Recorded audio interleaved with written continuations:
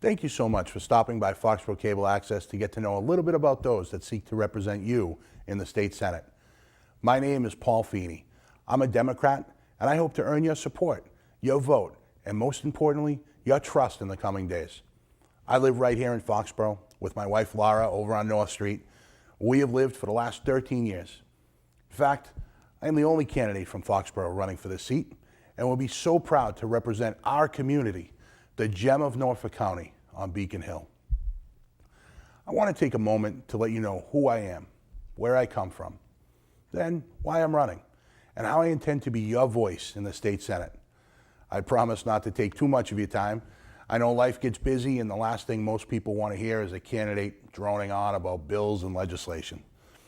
I grew up in Boston, in the Jamaica Plain neighborhood.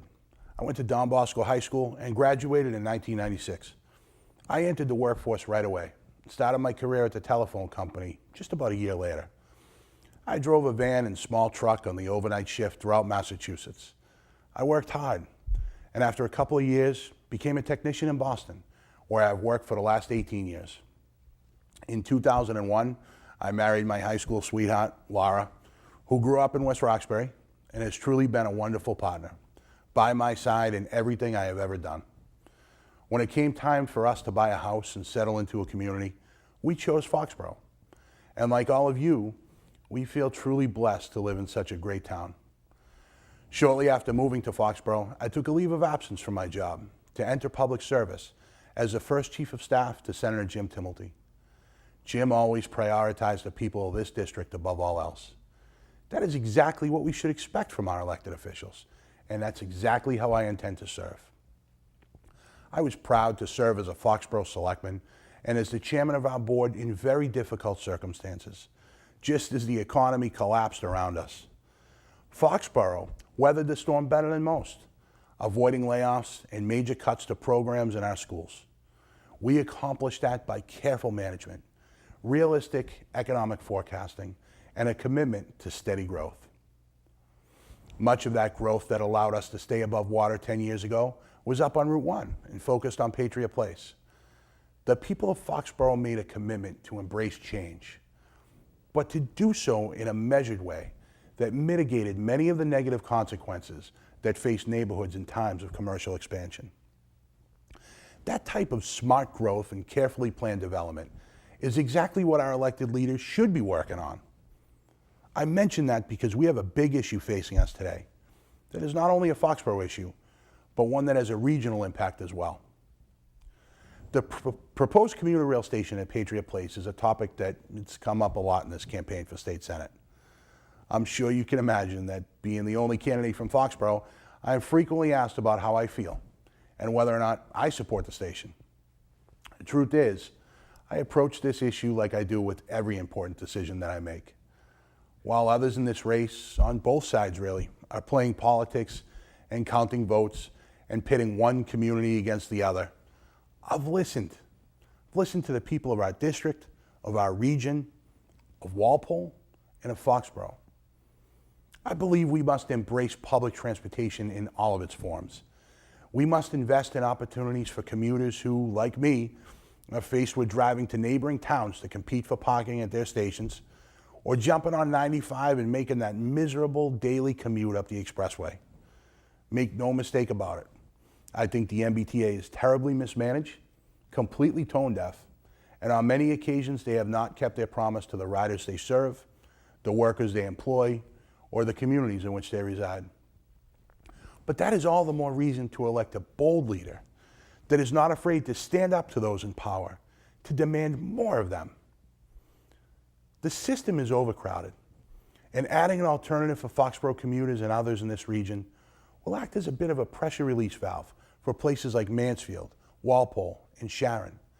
I support the proposal as a way to continue our economic growth here in Foxboro, to increase jobs, support small business, and grow our economy in a way that allows us to truly thrive.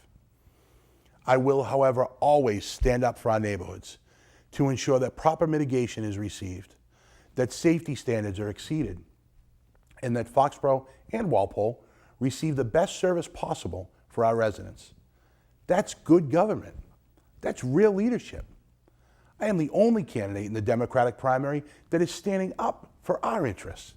And we need to send a message that there is just too much at stake to play politics. Now, that is just one issue facing us in this election. And while it seems that the political world has been flipped upside down and a new and sometimes scary reality has been normalized, we have the power to send a message that politics as usual is no longer acceptable. We have the opportunity with this election for state senate here in Foxboro to join together, to come together, to unite behind the values and ideals that make us such a unique district. I never really thought that I'd put my name on a ballot again. It just didn't seem like it was in the plans for Laura and I. I certainly didn't have a lifelong ambition to be called senator, and I don't see this as the next step in a political career. But my call to public service came from a different place. I've been blessed to have opportunities in my life that I want to make sure don't disappear for future generations. Though I'm a telephone worker by trade, I also serve as the legislative director of my union, IBEW Local 2222. In that capacity, I have seen firsthand what works and mostly what doesn't work with our state legislature.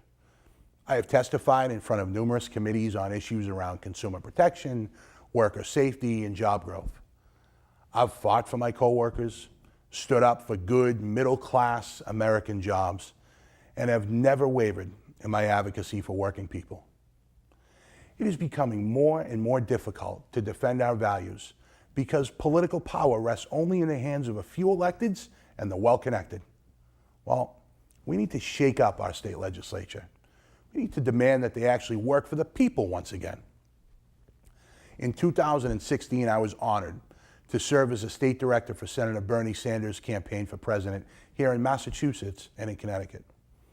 I still stand inspired by what I witnessed during that campaign. People becoming active in a political process that left many of us in the middle class behind generations ago. I had a front row view of history as people, both young and old, stood up and demanded that our electeds work for us once again.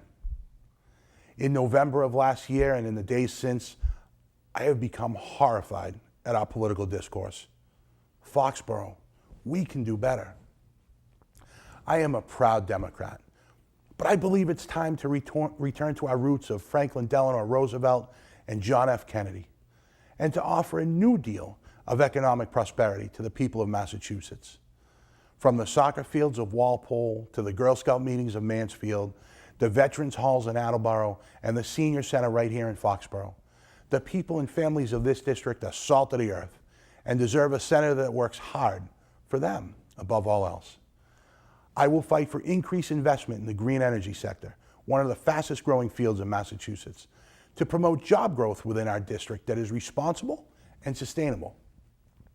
I will work to increase investment in transportation opportunities that serve commuters, the elderly, and disabled persons in our district while promoting economic development in our region. I will fight for fully funded public schools in our district and across the state. It's time we change the antiquated funding formula that has shortchanged our kids and left towns like Foxboro on the hook. I believe in letting educators educate and believe we need to re-emphasize civics in our schools, increase arts education, turning STEM into STEAM, and teach non-traditional but vital subjects like financial literacy to our students. We must act with urgency to stem the growing opiate crisis that is gripping the Commonwealth. The cities and towns of this district are not immune to this crisis. It cuts across all demographics without prejudice. Drug abuse is not just about criminal justice, it's about mental health.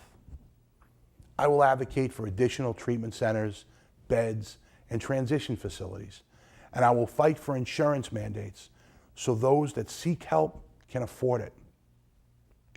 Whether it's middle-class families that are feeling the squeeze of stagnant wages, millennials that are searching for a job and facing a lifetime of college debt, seniors that are on a fixed income and choosing between buying medicine or heating their home, returning veterans who face PTSD and a lack of quality health care, workers who are fighting for quality American jobs, women who deserve equal pay and unfettered access to the health care of their own choosing, members of the LGBTQ community that want to feel safe in their own neighborhoods, small business owners who want to grow their business but worry about skyrocketing benefit costs, or your average everyday worker that pays their taxes, takes care of their family, and hopes to retire with dignity someday. We all deserve a senator that has shown a lifetime of passionate advocacy on behalf of the people. A senator that is accessible, available, honest, and transparent. A senator that will never compromise his values, but will always seek respectful cooperation. A senator that wears his heart on his sleeve. A senator that stands up against hate, sticks up for our neighborhoods, and fights for a government that works for us for a change. I hope you see that in me. This election is not about any one candidate and their personal ambition. And it's certainly not about one issue. It's about you. It's about us.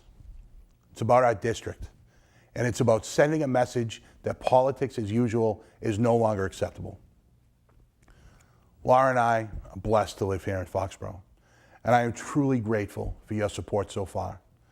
I urge you to visit my website at votefeeney.com, check out our Facebook page, or even give me a call on my cell phone, 617-930-8729.